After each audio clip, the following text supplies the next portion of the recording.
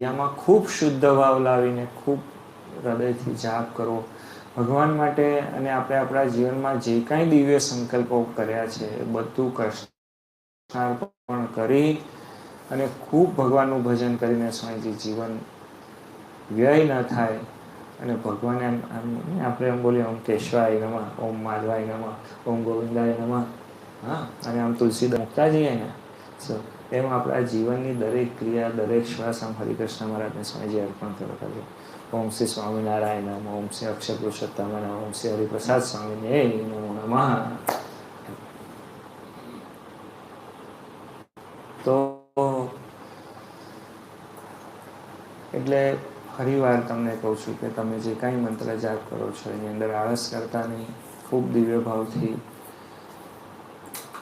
અને